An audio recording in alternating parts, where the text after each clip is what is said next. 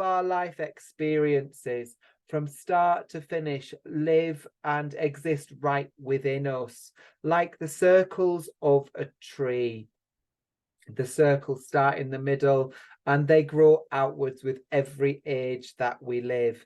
And those circles are like records of every event that has happened to us during them. So if there are blips in any of those circles within the tree, they grow outwards and they reflect themselves in our adulthood. And it's never too late to go back to restore the scratches that are there on those records so that we can work outwards in a domino effect. It really does relieve the symptoms of many of our behaviors.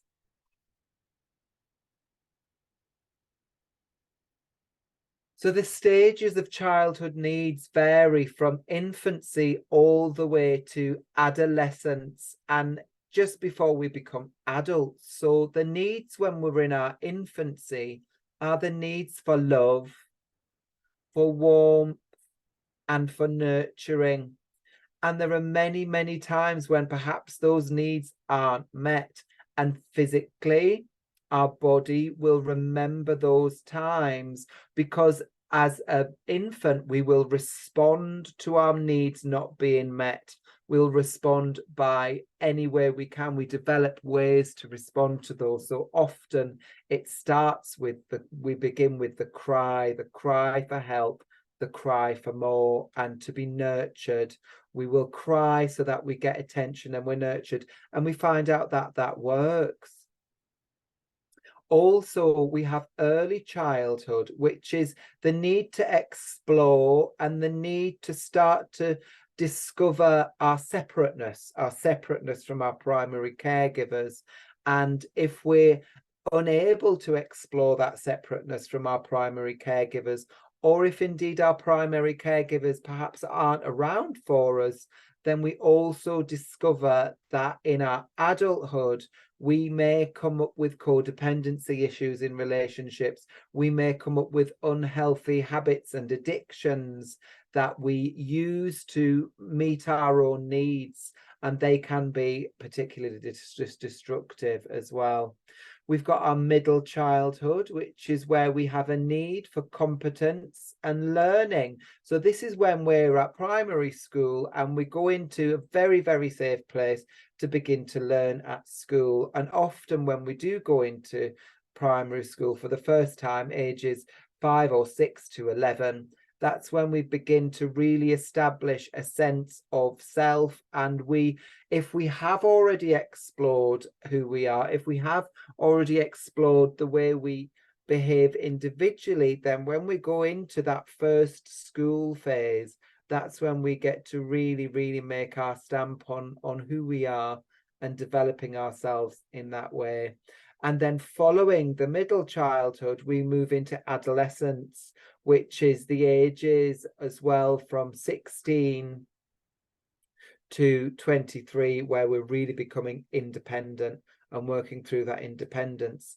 Now, let's say a trauma happens to us at any point during these stages of development. We may not know now as adults what was too much for us. What is trauma? Trauma is overload, an event which overloads our senses so much that we cannot process the entire event in one go. Therefore, what happens is our senses become overloaded, and a lot of the event which has happened to us is stored and is waiting to be processed. Now, it could be that the overload of that event is waiting for decades to be processed. It may be that the event itself was so shocking, disturbing, that actually it's not ready to be processed for many decades after the event. In terms of grooming and sexual abuse, for example, it's often the case that the victim of that will not realize what had happened to them was wrong until they developed a sense, their own moral sense and their own sense of what's right and wrong in life. And at that point, they will remember that part of the trauma which needs to be processed. So it comes up when it's ready to be processed. But a trauma can happen at any point. A trauma could also happen when you're in the womb.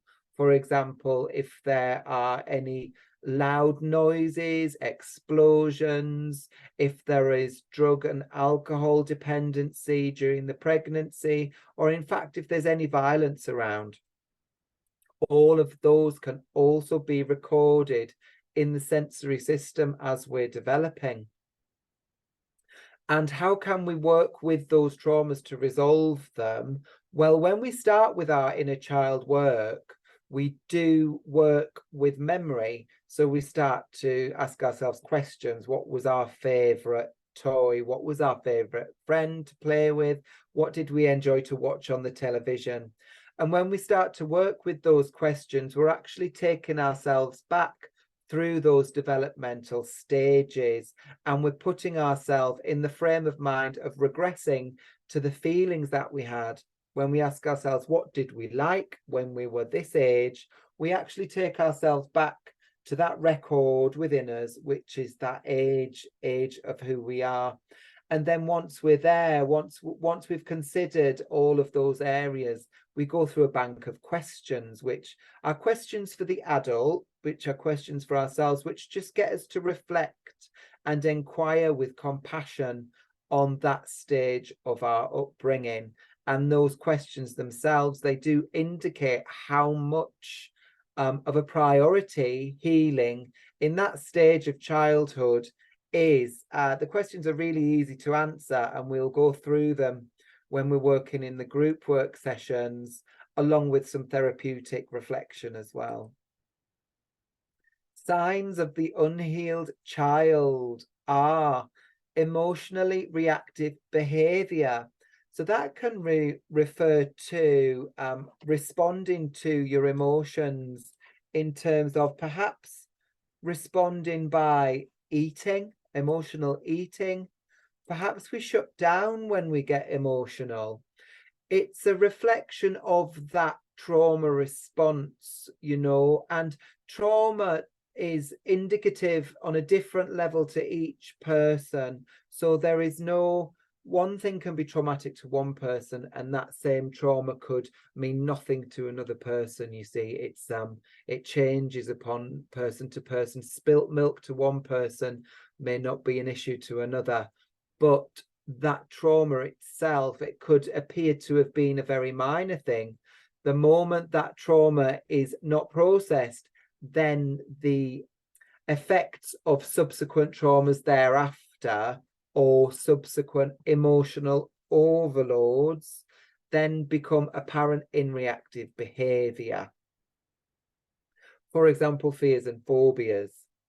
It could be that when you were a child, there was an incredibly loud noise that went off next to you. You had no idea what the noise was, and therefore you had a sensory overload. You couldn't process the entire event because you didn't actually know what the noise was. Therefore, you have a residual sensory packet which is still there from that trauma, which is unresolved. Now, in future, when you come across something which is happening around you, which you don't have the full picture or understanding of, it's going to trigger back to that pathway that was created when that loud noise had happened around you as a child. And so your emotional reaction to it is going to be very similar to the emotional reaction you had when you were a child.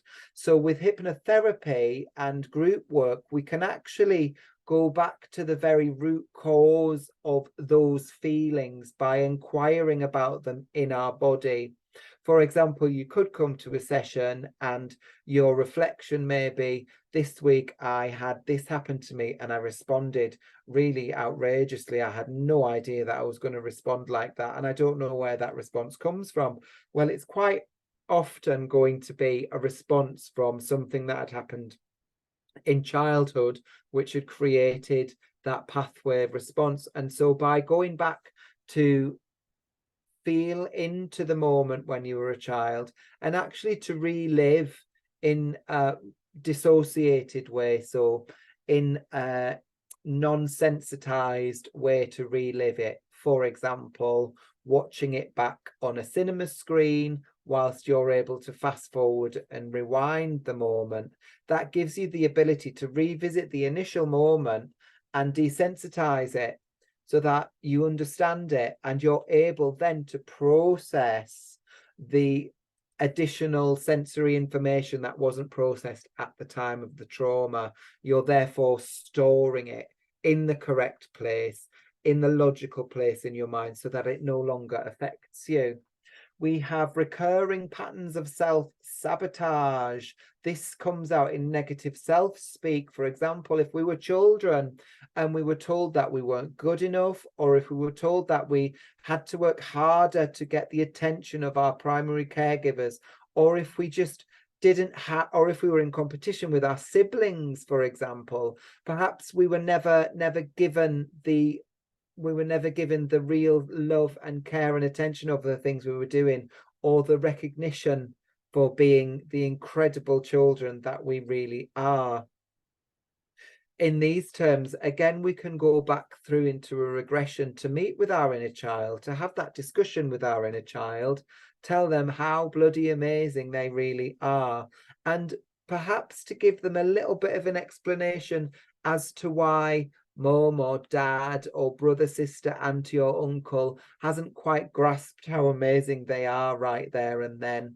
And that also does restore the balance in you as an adult with your healthy habits of self-nurturing and self-compassion and self-expression.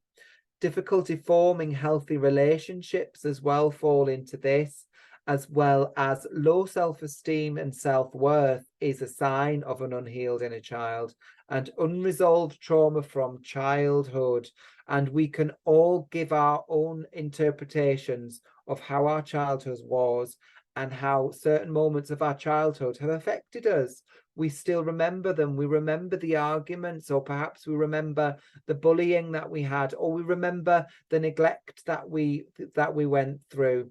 And inner child healing is also a time to go through those points and to actually relive those moments of what's known as original pain, and just expressing them and having them heard is a very healing process to go through in a nurturing space. So inner child healing is a therapeutic process that involves addressing, healing childhood wounds. Now, why is using hypnotherapy most effective for doing this work? Well, that's because we can go within ourselves back to the moments when we were feeling the initial sensitizing feelings, the initial sensitizing event of perhaps not receiving a cuddle when we needed one, of perhaps not getting a meal when we most needed it, or of perhaps having a neglected moment when we were a child, or even mean words or bullying from family members. We can revisit those memories in hypnotherapy by accessing the subconscious, which is where all of our memories and all of the records of every event that's happened to us are stored. And in doing that, you can reconnect with that moment, and you really can offer what's needed in that very moment. You see, things are unresolved and they move forward with us into our adulthood. And when they do that, if we can go back to resolve that moment when the neural pathway in our brain that gave us that reaction was created, we can restore it. If we carry a piece of tapestry with us, and when we started to make that piece of tapestry, we missed a stitch, because that full tapestry is still with us, we can always go back and we can add the missing stitch back in, thus resolving the entire image of the tapestry.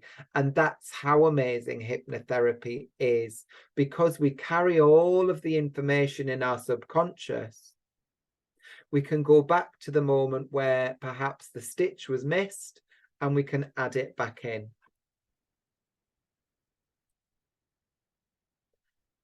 Inner child healing is so important for emotional and mental well-being, because the effects of it can really show in our mental health and the way we deal with situations that happen around us. It could be that our responses and reactions to events in life are overwhelmed responses, and that will come from a place where we'll say, I don't know why I respond to that like that. It's just the way I am. Now, those ways that you are were all formed during those developmental stages of life as a child, and they can all be resolved by working through the inner child process. And the inner child process is a section of 4 question banks which bring around reflection, adding with that your own interpretation of your childhood and how that affects your way of life at the moment. We can work with those together and then work with hypnotherapy to go back to the root cause of a lot of issues that you might have. But one of the most amazing parts of inner child therapy for me is to go back into the sensory system of the 3-year-old self, back into the sensory system of the 7-year-old self, and see the world through those eyes again. Because more often than not, we only feel most of the pain when we're adults because we remember it. When we're going through our childhood, it's full of wonderful, magical, loving and nurturing moments that are healthy memories for us. And then there are the memories which we need to go back to process and heal and make amends with. But the actual process of going back to look through the eyes of your 7-year-old self or your newborn self to see the world again through new eyes is really incredible as a perspective to have. It does banish a lot of the effects and the pains. The techniques for the inner child healing are varied. So to start off in group work, we would work with the question banks. And for each developmental stage of childhood, there would be a guided hypnotherapy journey to go and meet with yourself at that age as well, to have some reconciliation. Often you'll go back to meet with yourself and you'll be invited to give yourself some positive affirmations. I am so pleased you are here. I am so blessed to have you in my life. Welcome home to this beautiful place. All wonderful things that we can use and say to restore any moments in our childhood where our needs weren't met. Hugs. We can go back in to meet with our inner child and give ourselves a hug. We can meet with our inner child and give the love that we needed in any moment. It's often true to say that our primary caregivers did the best that they could with what they had, but that still doesn't restore the deficit that we had in that moment. Yes, our parents and caregivers and even us ourselves as children did the best that we could in the moment we were in, but we still therefore have the deficit which needs to be replenished. And using hypnotherapy to go back and receive those feelings, emotions and sensory restorative practices, we can really give that a whole self journey with the healing the inner child. So there are 4 sessions. Well, there will be 2 sessions for the group work, and there will be the 4 developmental stages we'll go through, and each one will have the opportunity to reflect on that with your own workbook, or if you want to share with the group, indeed you can. And from the group work, you will often notice that there are certain areas of the question banks which really do need some one-to-one attention. And so one-to-one sessions for the inner child therapy are also available to have one-to-one hypnotherapy sessions to work through those. So the process for the inner child healing is establishing a safe and trusting therapeutic environment And the most important thing is to have that feeling of safety through yourself, because it's only when we're feeling that sense of safety that we can actually allow our inner child to open up and blossom with us. And that's done by knowing that the groups that we're working in are nurturing, well guided, and well held. And regression. So we'll be guiding you to access early memories and emotions. And we're not going to ask you to access any painful memories or emotions. We're going to take you back into seeing the world through the eyes as that child. I'm going to take you back into feeling the first time when you felt the hug, the first time that you felt so many different experiences. And from those moments, the restoration will begin. You see, we'll begin to understand where perhaps there are moments that the needs weren't met, and we will go in to meet those needs. And reintegration. So we'll merge the inner child with the adult self. What that means is you will appear to your inner child and you will have a conversation with that part of yourself. There's something called parts therapy, which we work with here as well. So we call to the executive part of yourself at the moment, which is the adult part of yourself, and we'll invite the child part of you to step forward and to speak with you, and to make themselves known and to make themselves heard. The benefits of healing the inner child are incredible. There's improved self-esteem and self-worth, enhanced emotional resilience, and that comes after having really resolved those extra sensory information that haven't been processed yet. Those moments of, I just behave like that when I hear a car alarm, it triggers me, for example. Once we've resolved those triggers, your emotional resilience will start to increase, and you will notice, for example, a lot of people suffering with post-traumatic stress disorder, or indeed who are carrying trauma with them, they will have what's known as intrusive thoughts. So there'll be times when thoughts come to the front of the mind, and all you can think about is that for a certain period of time.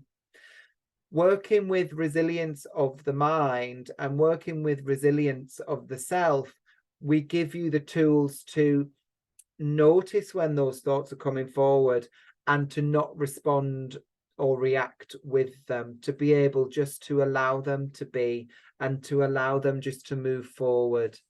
It also encourages healthier relationships and communication, releases emotional baggage, and brings you overall greater well-being.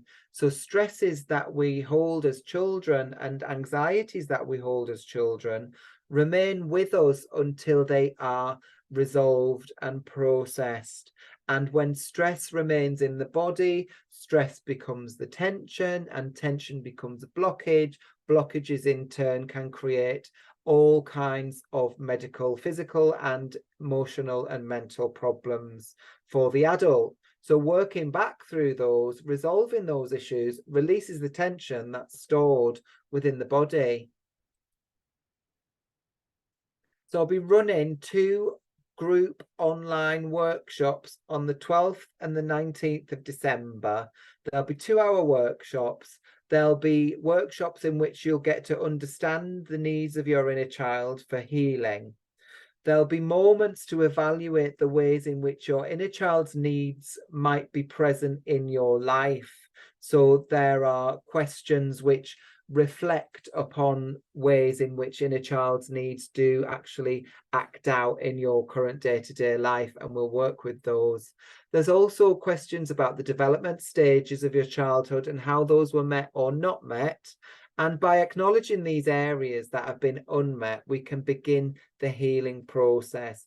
Quite often, the moment when we see the cause of the issue is resolved. that happens so often. For example, I remember I had a client who came in with an emotional eating issue, and we were investigating into where the voice is coming from that was inviting her to emotionally eat. What part of her was saying, when you feel overwhelmed, it's a good idea to go and eat XYZ foods. We tuned into it, and it turns out that the voice was from the client's mum, and the mum was always me trying to meet the child's needs with food, sweet food and unhealthy foods, instead of actually providing a hug or some love in that moment, which is what she really needed. And therefore, moving through life, whenever an overwhelming moment happened for her, she would also then revert to go and reaching for that same food.